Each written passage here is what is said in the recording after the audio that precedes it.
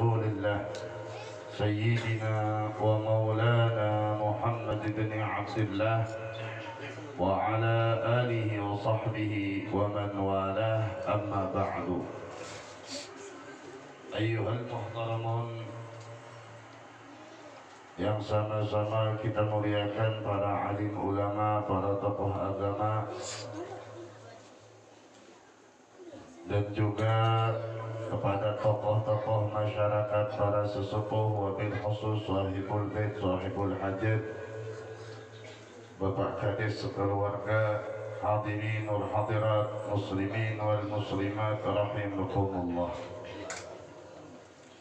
Alhamdulillah, segala puji bagi Allah Jalla Jalaluhu wa Ta'ala azamatuh, yang mana pada kesempatan kali ini kembali Allah Subhanahu wa Ta'ala melalui taufik dan inayah serta hidayah yang diberikan kepada kita, sehingga kita bisa bersama berkumpul di pagi hari ini di dalam acara tasyakuran yang dilakukan oleh Pak Kades sekeluarga. Maka semoga Allah Subhanahu wa Ta'ala sebagaimana di saat ini kita mengabulkan daripada hajat daripada sahibul hajat, maka semoga semua hajat kita dikabulkan oleh Allah Subhanahu wa Ta'ala. Terlebih lagi hajat daripada sahibul hajat, amin ya rabbal alamin. Hadirin wal hadirat, muslimin wal muslimat, rahimakumullah. Beberapa bulan nurunlah kada masuk ke sini. Ulun kira aspal sudah jalan. Di sekalinya ambah parah. La haula wala quwwata illa billah. Di pagi hari ini kita memenuhi undangan daripada Pak Kades sekeluarga di dalam acara tasyakuran. Maka sudah sepantasnya lah kewajiban bagi setiap insan, bagi setiap manusia, selalu bersyukur kepada Tuhannya, yaitu Allah Subhanahu wa Ta'ala. Sebab begitu banyak nikmat yang Allah berikan yang tidak bisa kita hitung. Sebagaimana di dalam Al-Quran, wa in ta'uddu ni'matallah la tahsuha.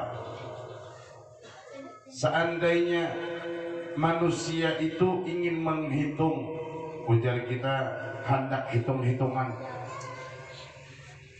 maka seandainya manusia hendak menghitung seberapa nikmat yang telah Allah berikan kepadanya, maka tidak akan pernah mampu menghitung kenikmatan tersebut. Pecah kalkulator. Kenapa? Saking banyaknya nikmat yang Allah berikan. Contoh, kita ini kadangkala lupa bersyukur karena nang dipandang kurang nang di atas. Isi sepeda motor nang dipandang kurang go mobil, sehingga kada bersyukur diisi sepeda motor. Coba pandang kurang nang bersepeda atau berjalan batis, maka pasti akan timbul ucapan kalimat memuji kepada Allah, bersyukur kepada Allah atas nikmat yang ada pada dirinya. Itu sebab seandainya mau hitung-hitungan dari nikmatnya kada kau terhitung.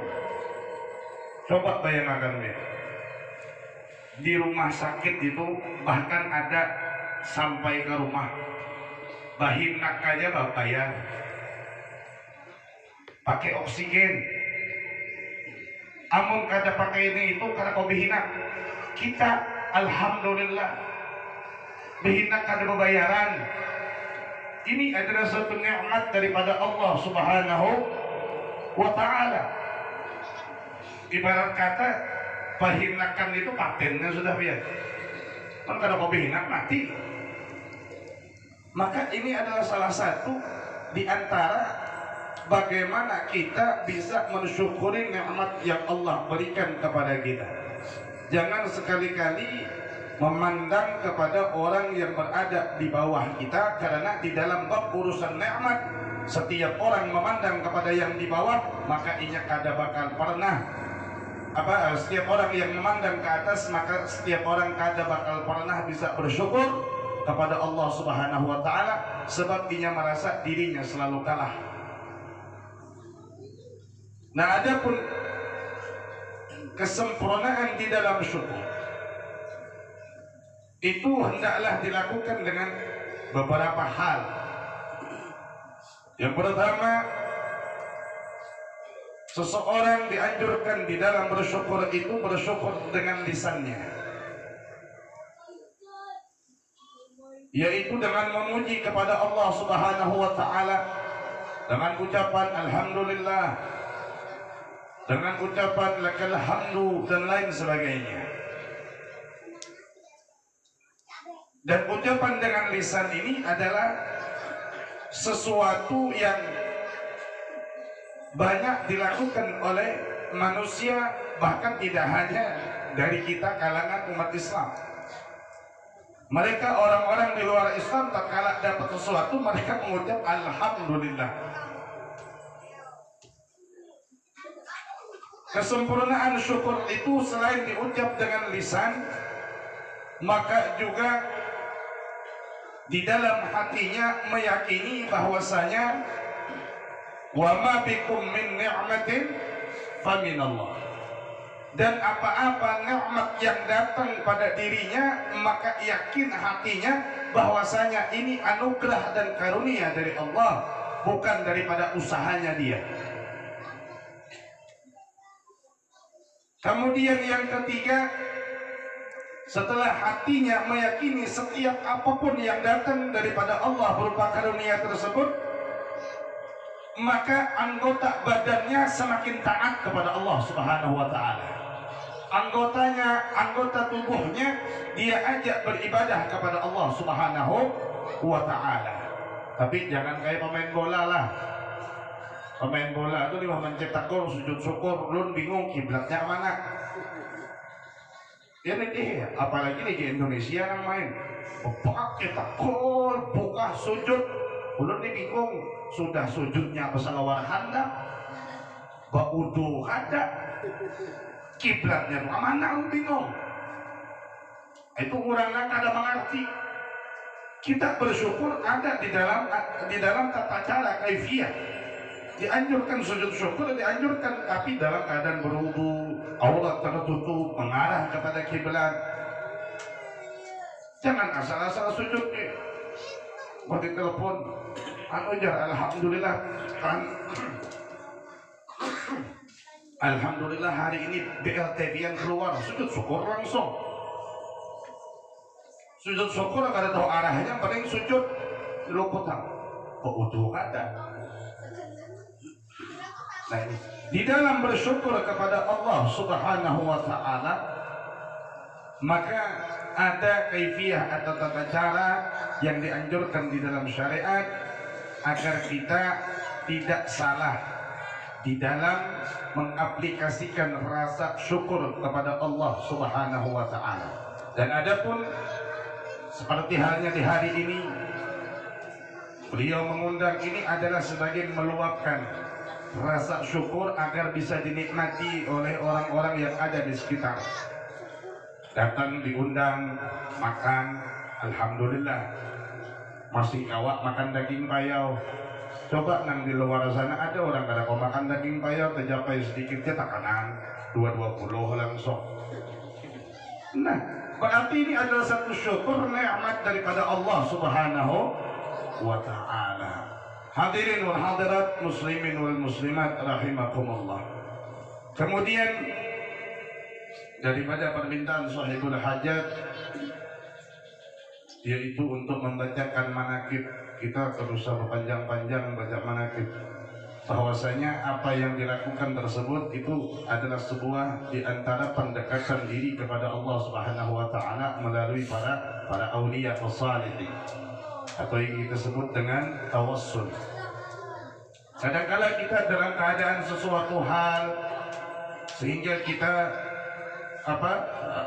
bernadar, Kalau seandainya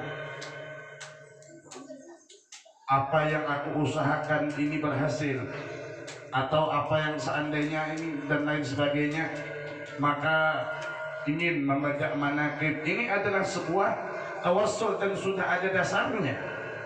Di dalam Al-Quran diperintahkan oleh Allah, memang wahai orang-orang yang beriman, carilah seseorang yang menjadi wasilah agar engkau bisa sampai kepada. Maka oleh sebab itu segala sesuatu kita boleh bertawassul dengan orang-orang soleh. Bahkan di zaman dulu di dalam sebuah kitab itu diceritakan ada 3 orang sahabat. 3 orang sahabat ini berjalan kemudian pada saat itu di tengah perjalanannya di tengah hutan hujan. Kemudian tatkala hujan deras lawan ribut-ributnya nagai subuh tadi, terlihat gua, maka jangan bertiga tuh ada gua, ayo kita masukkan ke dalam. Sekali masuk ke taku, sekalinya pas longsor, tertutuplah mulut gua itu tadi dengan batu dan ganal. Jangan bertiga kayak bagi tadi, jangan bertiga kayak bagi tadi nah, ada kawan kita nih. Ini diceritakan oleh baginda Rasul SAW bahwasanya 3 orang ini, kalau kada salah di dalam kitab Dugabul Hadis ini, kalau kada salah, 3 orang ini bukan aulia, bukan wali, sehingga jernang sekong, ayo sudah, sekalinya ia mengangkat kedua tangan, ya Allah, demi kebaikan yang pernah ulun lakukan, bukaran batu itu tadi. Ini kan batu wasulana, tapi kebaikan nanginya gawe. Sekali ditanya oleh kebaikan apa nangi kamu gawe? Ujarnya, dahulu kami ini apa jadi kita tulah ada orang nang berusaha bagawi. Nah kemudian orang ini tadi pas anak digaji, orangnya ini hijrah, sehingga duit gajinya ini bingung, ini hak orang nih. Amun kita nak itu ya Allah, tancakih yang tulak sudah masuk kantong duitnya, sehingga duit ini aku bingung, sedangkan ini adalah haknya bertahun-tahun lamanya, sampailah akhirnya duit ini tadi ditukarakan ke kambing atau ke sapi, kemudian dipelihara. Wah, dipelihara sampailah sapi ini tadi atau kambing ini banyak, dalam riwayat berpuluh-puluh tahun. Amun kita naga itu ya lah, timbah orangnya datang, paling duitnya nanti julung, nah ini duit ikan nang 20 tahun semalam itu kata bahan kira-kira duit mbah kayak kita nih 2022, coba 20 tahun nang sebelumnya ada ke emas masih 54.000, wah ini emas pada 1 juta ada. Sehingga orang tuh tadi kembali, maka diserahkan semuaan ternak sapi itu tadi, long kambing itu. Nah, udah apa ini? Ampun ikam, aku ini memeliharakan. Ujarnya dari mana aku bisik? Ikam ingatlah, ikam dulu bagawi, kemudian upah ikam ini kada ikam ambil, ikam langsung pulak. Nah duitnya itu aku pakai kesan menungkar sapi. Akhirnya sampailah sapi lawan kambing ini banyak. Nah itu adalah suatu kebaikan. Maka ujarnya kebaikan yang suah ulun gawe Allah, demi kebaikan yang ulun gawe tadi tolong bukaan. Buka, tapi sedikit. Jangan senang dan manang sih kau. Bubuhan mau berdua belah. Pasti tak. Akhirnya nang seikung, ya Allah, Demi rasa takutku kepadamu pada saat itu, dikarenakan aku takut kepada engkau sehingga aku meninggalkan maksiat, maka ya Allah bukakan pintu ini. Jangan apa ketakutan apa mereka merasakan. Ujarnya aku nih dulu isi sepupu pumasar orangnya sepupu sekali lah langsung diisi keluarga, diisi sepupu. Cuman sepupu ini orangnya bahasanya tuh nakal. Ujar kita Banjar tuh kikir. Terus karena aku ini melihat kemolekan, keindahan daripada postur tubuhnya, maka aku utarakan niat untuk guling lawannya. Ujarnya, amun ika hendak guling lawan aku, bayar. Padahal itu keluarga aku seorang, sepupuku seorang. Terus aku berusaha mencarikan duit supaya kau membayar. Sampai duit itu ada, maka pas hari kita nih sudah berjanjian, maka tatkala ibarat kata sepupu ini sudah pasrah, maka disitulah aku merasakan ketakutan yang luar biasa kepada Allah Subhanahu wa Ta'ala. Takut dalam perbuatan dosa kepada Allah Subhanahu wa Ta'ala sehingga ini aku tinggalkan. Padahal pada saat itu berada orang. Seandainya hendak menarusakan niat itu tadi, niat yang baik itu kawa. Cuman karena aku takut kepada Allah, aku tinggalkan duit yang aku julung pun karena aku ambil, aku baliakan aja lawannya. Maka demi perkara itu, tolong bukakan ya Allah. Buka pulang. Nah, ini tawassul ini. Sampai akhirnya, nah ketiga itu nggak diingat kisahnya. Sampai akhirnya terbuka pintu itu tadi, kemudian mereka bersyukur kepada Allah Subhanahu wa Ta'ala atas pertolongan yang Allah berikan. Biar kata kegampangan batu nanggana ditunjul-tunjul kadang-kadang. Tapi dengan berkat, bayangkan, dengan berkat ia bertawassul, padahal melalui kebaikan ninya seorang. Makanya kada salah orang-orang zaman dulu kadang-kala mereka bertawassul, tapi orang-orang dulu lah mereka betul-betul yakin bertawassul dengan kebaikan atau rasa takutnya mereka kepada Allah itu dikabulkan oleh Allah. Kalau kita di zaman sekarang mau kada mau bertawassulnya kepada para wali.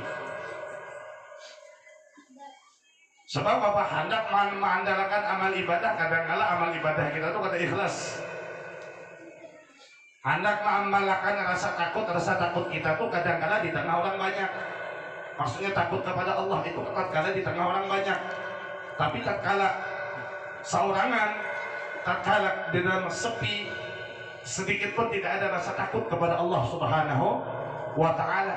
Sehingga dengan kita menggunakan bertawassul, berwasilah kepada mereka para aulia wa salihin, maka itu adalah salah satu cara untuk mendekatkan kita kepada Allah Subhanahu wa Ta'ala. Hadirin wal hadirat, muslimin wal muslimat rahimakumullah. Adapun kalau kita mau membicarakan kisah-kisah daripada aulia wa salihin atau disebut dengan manaqib, itu banyak sekali. Di antara manaqib banyak para ulama-ulama kita, para guru-guru kita yang mereka orang-orang yang siddiqin, orang-orang yang saleh. Mereka adalah orang-orang yang betul-betul berpegang dengan ajaran dari Nabi Muhammad SAW, itu sangat banyak. Namun yang masyhur kadang-kala di tengah kita, di tengah masyarakat kita, Usai Saman, Syekh Abdul Qadir Jailani.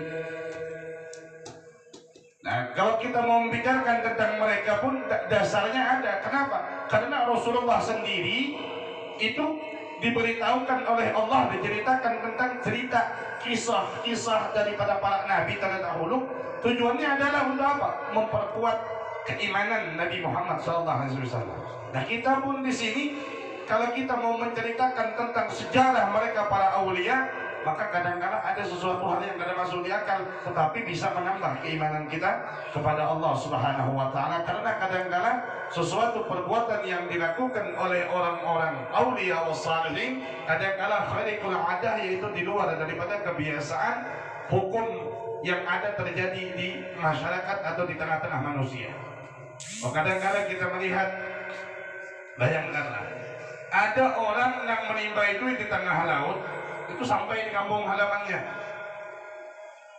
Makanya kita di sini misal, pian timbai aku hendak mengirimi orang ke keluarga, lapuh ke sungai situ, sampai ke kampung.